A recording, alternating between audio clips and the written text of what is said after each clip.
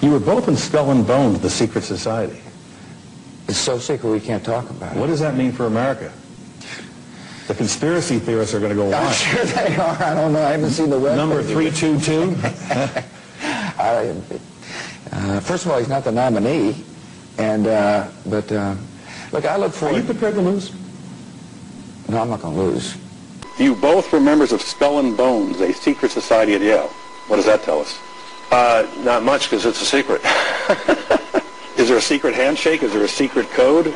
I wish there were something secret I could manifest. 322, a secret number? There are all kinds of secrets, Tim, but one thing is not a secret. I disagree with this president's direction that he's taking the country. We can do a better job, and I intend to do it. And we'll be watching. Be safe on the campaign trail. John Kerry, Yes, thanks sir. for joining us. And we'll be right back.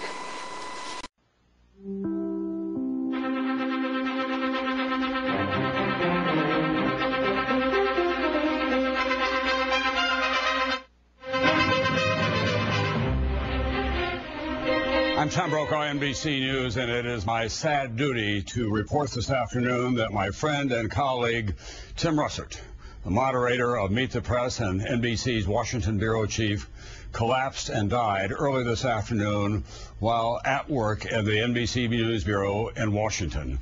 Tim had just returned from a family trip to Italy with his wife, Maureen Orth, the writer, and his son, Luke. They were celebrating Luke's graduation from Boston College just this spring. Tim, of course, has been the host of Meet the Press longer than any other person in that long-running television broadcast.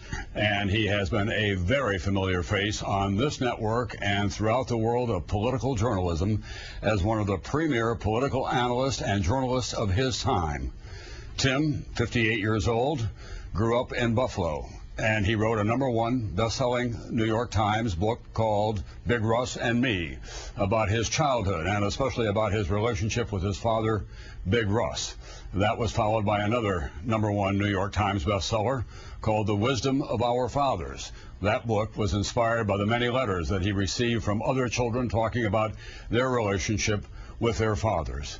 This was one of the most important years in Tim's life for so many reasons. He loved this political campaign.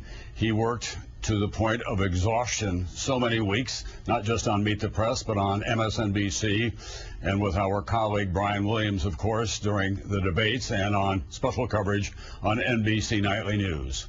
Tim was a true child of Buffalo and the blue-collar roots in which he was raised. For all of his success, he was always in touch with the ethos of that community. Just last week, he was back in Buffalo, moving his father from his home to another facility. His father now in his late 80s. Big Russ, it goes without saying, our heart goes out to him and all members of Tim's family.